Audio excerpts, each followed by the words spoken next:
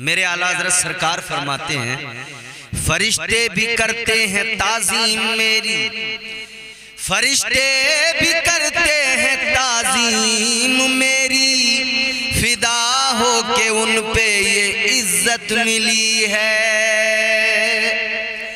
जो नबी का गुलाम हो जाता है वो वक्त का इमाम हो जाता है। मोहम्मद की मोहब्बत दीन हक की शर्त अव्वल है, इसी में हो अगर खामी तो सब कुछ नामुकम्मल है। गुलाम बनिए मुस्तफा के। मेरे आला हजरत सरकार नकल फरमाते, एक बहरूपिया था, रूप बनाता था। आपने आज भी बहुत सारे बहरूपिये देखे होंगे, अलग अलग रूप बना के आते हैं। कभी पुलिस के कपड़े, पुलिस की वर्दी पहन के आते हैं, कभी अलग अलग किस्म से लोगों को आकर थोड़ा सा पहले अपना नाटक दिखाते हैं, फिर उनसे पैसे मांगते हैं। सरकारे आला हजरत फरमाते हैं, नकल फरमाते हैं कि एक बहरूपिया था। दौर किसका? हजरत औरंगजेब आलमगीर रहमतुल्लाह अलैह, बड़े पाए के बुजुर्ग अल्लाह वाले, अदलो इंसाफ के मामले में बिल्कुल सख्त। एक ही उसूल था हजरत औरंगजेब आलमगीर का, और वो ये था कि अल्लाह की जमीन पर कानून अल्लाह का चलेगा। हजरत औरंगजेब आलमगीर का नाम सुनते ही कुछ लोगों को बड़ी आग सी लग जाती है। पानी पी पी कर उनको बुरा भला कहने लगते हैं। मगर देखो जरा, हजरत औरंगजेब आलमगीर रहमतुल्लाह अलैह बड़ी बड़ी शख्सियत का नाम है। हिंदुस्तान की तरक्कियों में जिनका बहुत बड़ा हाथ है, हिंदुस्तान की तरक्की में जिनका बहुत बड़ा हाथ है, वो औरंगजेब आलमगीर जिसने हिंदुस्तान को सोने की चिड़िया बनाया, वो औरंगजेब आलमगीर जिसने हिंदुस्तान की सरजमीन पर जब हुकूमत की तो सबके हुकूक का लिहाज रखा। मंदिरों को भी उस औरंगजेब आलमगीर ने जागीरें दी, मंदिरों को भी खूब उसने माला माल कर दिया। मगर फिर भी न जाने क्यों लोगों के पेट में दर्द होने लगता है औरंगजेब आलमगीर का नाम सुनकर, रहमतुल्लाह अलैह। मगर सुनिए, हजरत औरंगजेब आलमगीर का दौर है, एक बहरूपिया है, आपके दरबार में आ गया। आकर कहने लगा, ऐ बादशाह, मैं बहरूपिया हूं, रूप बदल बदल के आऊंगा, अगर आप नहीं पहचान पाए तो मुझे इनाम देना। हजरत औरंगजेब ने फरमाया, तू मुझे धोखा नहीं दे सकता है, जितने रूप चाहे बना ले। कहने लगा, मुझे इनाम देना अगर मैं आप मुझे पहचान नहीं पाए तब। हजरत औरंगजेब आलमगीर ने फरमाया, ठीक है, चला गया। कुछ दिन गुजर गए, इधर फौज की भर्ती निकली। इसने जो है तैयारी की, हुलिया बनाया, फौजी लिबास पहना और आ गया टेस्ट देने के लिए। 2-3 लोगों का पहले टेस्ट लिया गया। जब इसका नंबर आया, हजरत औरंगजेब आलमगीर ने इसको 10 रुपए दे के फरमाया, जा चला जा, ये तेरा आने जाने का किराया है, मैंने तुझे पहचान लिया है। खैर ये चला गया, फिर लग गया तैयारी में। इसने फिर एक और रूप बनाया, पुराना बोसीदा लिबास पहना, बालों पे कलर करा लिया, बाल बड़े करके थोड़ा सफेद कलर करा लिया, और एक बूढ़े की जो है हुलिया बूढ़े का बनाकर, बुजुर्ग का बनाकर, हाथ में लाठी पकड़ के फकीर बन के आ गया। बादशाह के यहाँ जब आया भीख मांगने के लिए, फकीर बन के आया, बादशाह ने 10 रुपए दे के कहा ये तेरा आने जाने का किराया है, जा मैंने तुझे पहचान लिया है। खैर चला गया। टीचर की जरूरत थी, इसने फिर अपना हुलिया तब्दील किया, सूट बूट में आया, टीचरों जैसा हुलिया बना के आया, आकर कहने लगा मेरा टेस्ट ले लो, मैं पढ़ाऊंगा, टीचर की नौकरी के लिए आया हूं। जब टेस्ट में इसका नंबर आया, हजरत औरंगजेब आलमगीर ने 10 रुपए दे के फरमाया चला जा, तेरा आने जाने का किराया है, मैंने तुझे पहचान लिया। ये इस बार भी चला गया। वक्त गुजरा, काफी वक्त गुजर गया। एक मर्तबा बादशाह औरंगजेब आलमगीर किसी महाज पर जा रहे हैं, किसी जंग के मैदान में जंग के लिए निकले हैं। आप अपने लश्कर के साथ जा रहे हैं, चिलचिलाती दोपहर की धूप है, रास्ते में आपने एक पहाड़ी पर लोगों को आते जाते देखा, तो मालूम किया क्या मामला है, क्यों ऊपर ये आना जाना लगा हुआ है। बताया गया यहाँ ऊपर कोई अल्लाह वाले बैठे हैं, कोई दरवेश बैठे हैं। ऐ बादशाह, वो दुआ करते हैं काम हो जाता है, ये भीड़ इसीलिए है, लोग उनके पास जा रहे हैं उनसे मिलने के लिए। बादशाह ने सोचा मैं महाज पर जा रहा हूं तो क्यों ना जाते जाते अपने लिए अल्लाह वाले से दुआ करा के जाऊं। रोक दिया लश्कर को, कहा ठहर जाओ, मैं जरा अल्लाह वाले से दुआ करा लेता हूं। हजरत औरंगजेब आलमगीर रहमतुल्लाह अलैह, दोपहर की चिलचिलाती धूप है, मुश्किल से पहाड़ पर चढ़े, थकन हो गई। ऊपर जाकर देखा तो लाइन लगी है, नंबर है।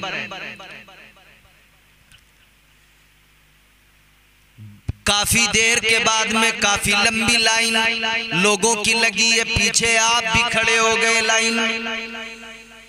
काफी वक्त गुजरने के बाद में जब आपका नंबर आया, आप आगे गए, जाकर कहने लगे ए दरवेश दुआ कर दो, महाज पर निकला हूं। इधर ये जो दरवेश बना बैठा है कोई और नहीं, वही बहरूपिया है। इसने हाथों को उठाया, दुआ करने लगा, दुआ दी और उसके बाद में नसीहतें करने लगा। ऐ बादशाह,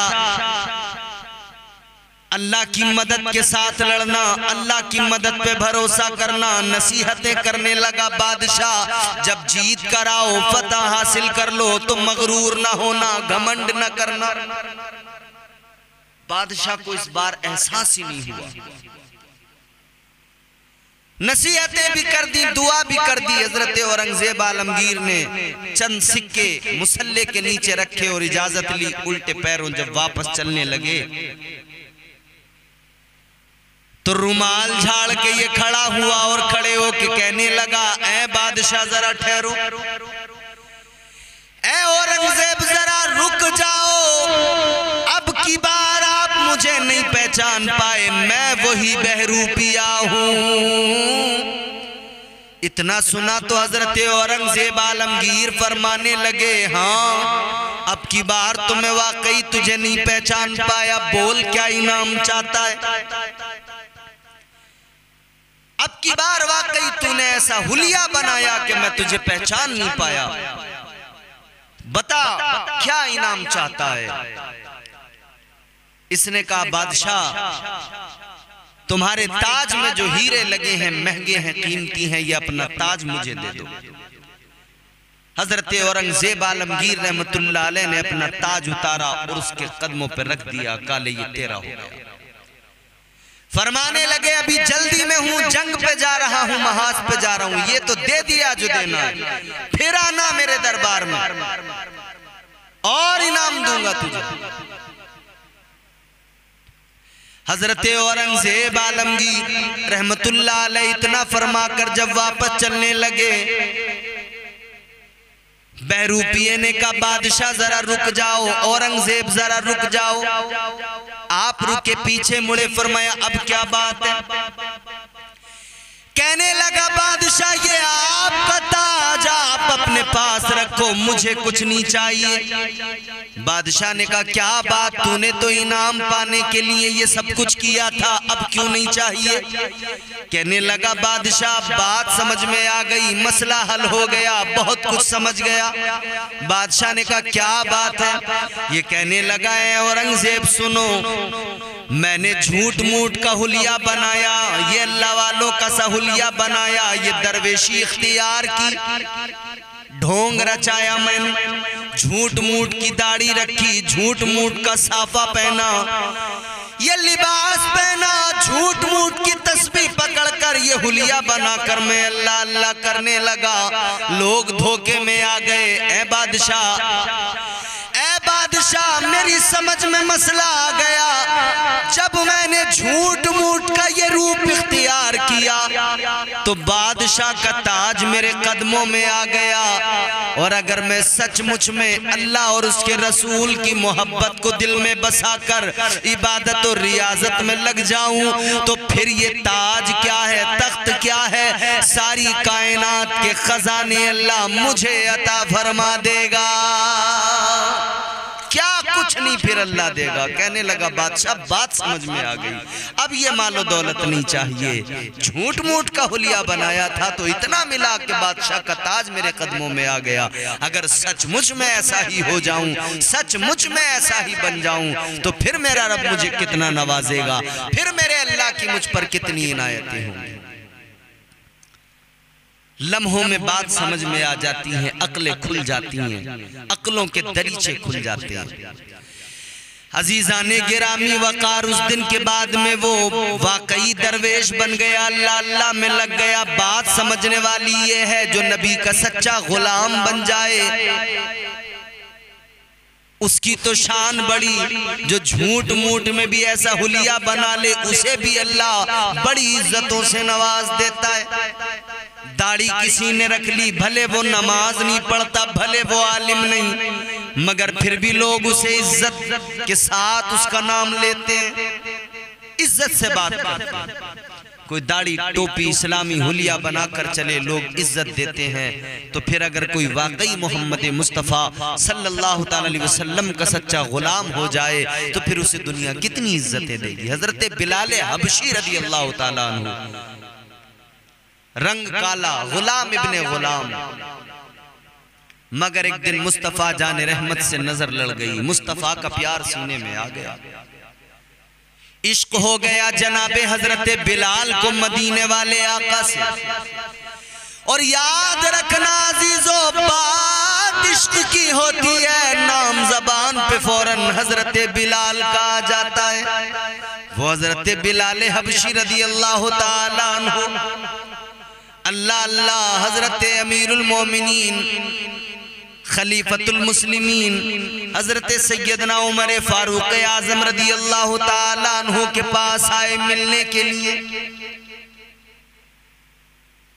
हजरत उमर जैसा जलीलुल कद्र सहाबी और दूसरा खलीफा जिनकी शान ये कि कैसर और किसरा के ऐवान जब उनका नाम सुने तो उनमें जलजला आ जाए, वो हजरत उमर फारूक आजम। मगर जब हजरत बिलाल आए हैं, हजरत उमर अपनी कुर्सी से उठ गए, जिस जगह बैठे थे अपनी मसनद से उठ गए, खड़े हो गए।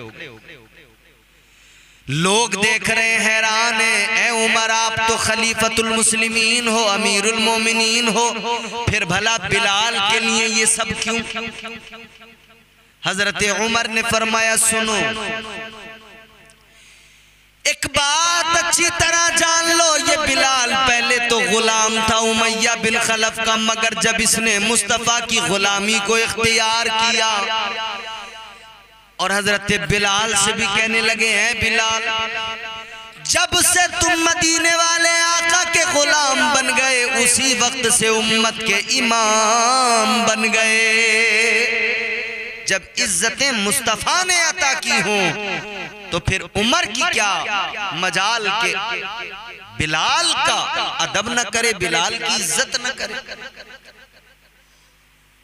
मेरे मुस्तफ़ा जाने रहमत फतेह मक्का के मौके पर जब काबे के अंदर से बुतों को आका ने निकाला, जब बुतों को तोड़ा गया, मेरे मुस्तफ़ा जाने रहमत ने हजरत बिलाल को पुकारा। हजरत बिलाल आ गए, या रसूल अल्लाह हाजिर हूं। मेरे आका ने फरमाया, बिलाल जरा अजान पढ़ो, काबे की छत पे चढ़ जाओ।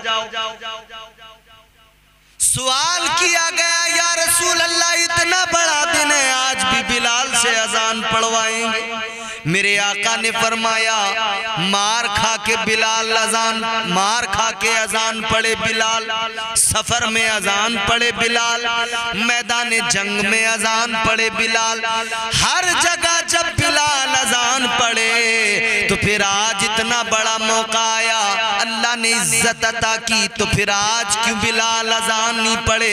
आज भी मैं सबको बताना चाहता हूँ, जो कुफ्र के दलदल से निकलकर मेरी गुलामी में आता है उसे नजरअंदाज नहीं किया जाता, बल्कि उसे इज्जतों के ताज अता किए जाते हैं। हुजूर ने इज्जतें अता फरमाई हैं, हुजूर की गुलामी से इज्जतें मिलती हैं। लोगों, हुजूर के सच्चे गुलाम बनो, हुजूर से मोहब्बत करो, इश्क करो। हजरत सलमान फारसी रदी अल्लाह ताला अन्हु गवर्नर जब बन गए थे, दस्तरखान पे बैठे खाना खा रहे हैं, आपके साथ अशराफ वक्त बैठे हैं, मुशीरो वजीर बैठे हैं, सफीर बैठे हैं। दस्तरखान पे बैठे, मेरे नबी की सुन्नत है अगर रोटी का टुकड़ा दस्तरखान पे गिर जाए तो उठाकर खा लो। हजरत सलमान फारसी ने जब रोटी का टुकड़ा दस्तरखान पे गिरा, उठा के खा लिया। बराबर में जो बैठे थे उन्होंने कान में कहा, सलमान फारसी ये क्या कर रहे हो? कान में कहा, ये क्या कर रहे हो? ये लोग देखेंगे तो क्या सोचेंगे? अब आप गवर्नर हो, गवर्नर, ये आपको जेब नहीं। इतना सुना तो हजरत सलमान फारसी आहिस्ता भी कान में जवाब दे सकते थे, मगर जोर से जवाब दिया। हजरत सलमान फारसी ने फरमाया, सुनो, आज भले ही मैं गवर्नर बन गया हूं, मगर मैं वो वक्त नहीं भूला जब सर पे खजूरों की टोकरियां उठाता था, जब एक बाग में नौकरी करता था, बागबानी किया करता था, खजूरों की टोकरियां सर पे उठाता था।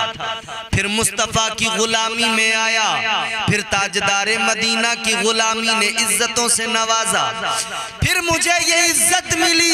ये मेरे सर पे जो बाल हैं ये मुस्तफ़ा की गुलामी के उगाए हुए हैं। आज जो इज्जतें हैं मुस्तफ़ा की गुलामी के सबब है। मैं गवर्नर बनकर हरगिज ऐसा नहीं कर सकता कि सुन्नते मुस्तफ़ा को छोड़ दूं।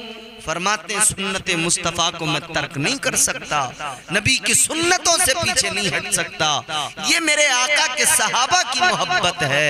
याद रहे, ये मोहब्बत ही दुनिया और आखिरत में कामयाबी की जमानत है।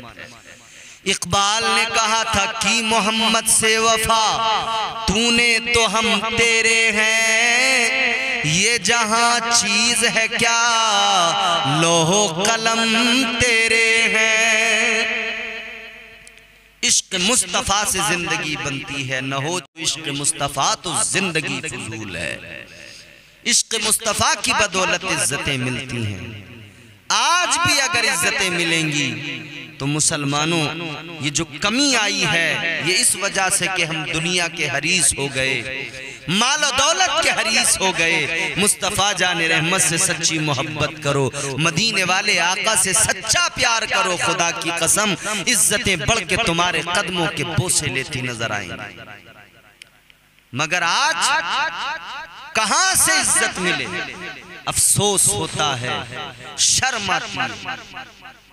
जब सोशल मीडिया पर आए दिन ये देखने को मिलता है कि हमारे घरों का हाल क्या है। हमारी बेटियां सोशल मीडिया पर आज डांस कर रही हैं, ठुमके लगा रही हैं, किसी को कोई परवाह नहीं, किसी को कोई फिक्र नहीं। गैर मुस्लिमों के साथ में हमारी बच्चियों का मिलना जुलना, आना जाना, दोस्तियां करना, ये सब हो रहा है। आए दिन सोशल मीडिया पर वीडियोज आती हैं, मगर किसी को कोई परवाह नहीं। हर आदमी ये सोच रहा है मेरी बेटी नहीं है, आज किसी की बेटी है, कल तेरी बेटी बहन, ये तेरे रिश्ते में कोई हो सकती है, फिर क्या करोगे? पूरी कौम की जिम्मेदारी बनती है कि इस मसले पर गौर करें और संजीदगी से इसका हल तलाश करें। वल्लाहु आलम सच है या झूठ है। एक वीडियो मेरी नजर से गुजरी सोशल मीडिया पर, मुझे किसी ने भेजी और उस पर लिखा हुआ था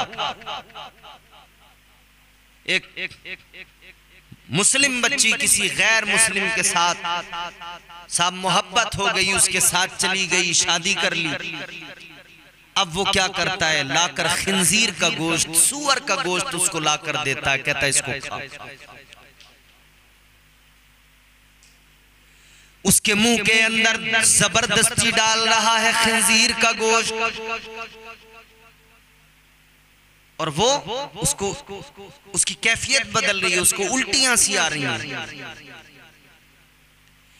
एक और वीडियो नजर से गुजरा जिसमें मुसलमान लड़की किसी काफिर के साथ में दोस्ती या प्यार मोहब्बत, वो उसको लेकर गया एक कमरे के अंदर, वहां और 4-5 बैठे हैं और वो यूं हाथ उठाकर खुशी से फख्र के साथ आगे बढ़ रहा है कि देखो मैंने कारनामा किया, एक मुसलमान की लड़की को फंसा कर ले आया।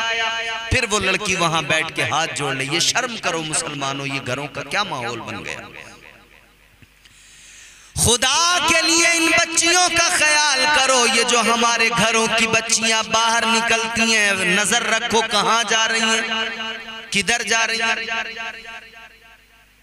और तालीम के नाम पर अगर ये सब कुछ हो रहा है तो याद रखना, ऐसी तालीम की हमें जरूरत ही नहीं है जो हमारे मुआशरे को तबाह कर दे। ऐसी तालीम किस काम की जो हमारी बच्चियों का ईमान ही बर्बाद कर डाले। घर में बिठाकर उन्हें तालीम दो, खुद बनो टीचर, उसकी माँ टीचर बने, घर में बिठाकर तालीम दो, भाई उसको तालीम दे।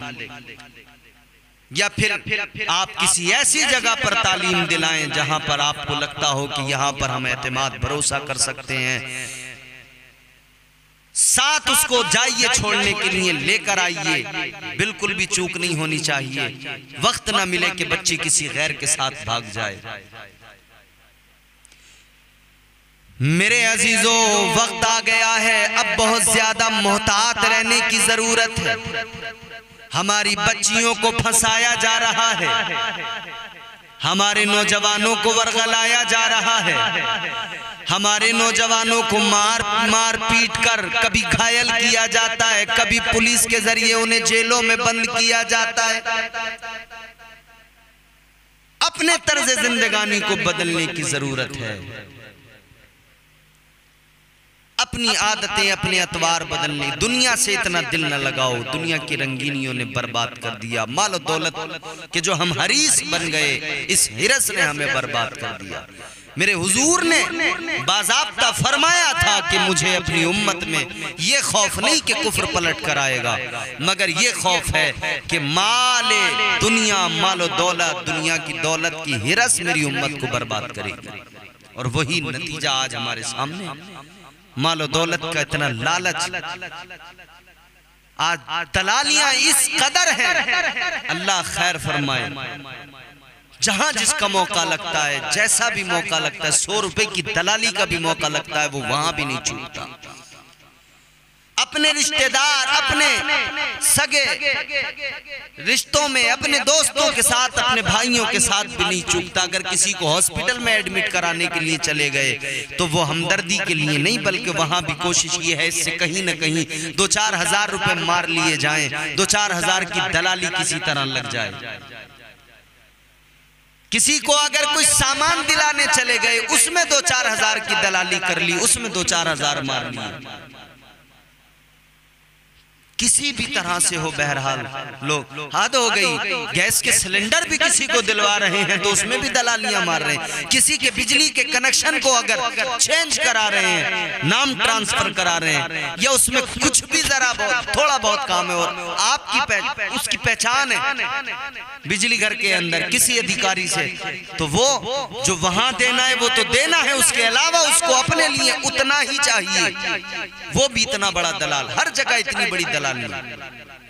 फिर एक दूसरे से लिंक हो जाते, एक दलाल दूसरे तक जब लेके जाएगा तो उसकी दलाली वहां पर फिक्स हो गई, अगला दलाल उसकी दलाली जोड़कर बताएगा, और अगर वो भी अगले दलाल के पास ले गया तो नीचे दो दलाल, उनकी दो की दलाली। कारपेंटर लकड़ी का काम करने वाला वो किसी कस्टमर को भेज रहा है दुकान पर, तो वो उसकी उधर दलाली फिक्स है, उसका उधर कमीशन फिक्स है। हर जगह दलालियां।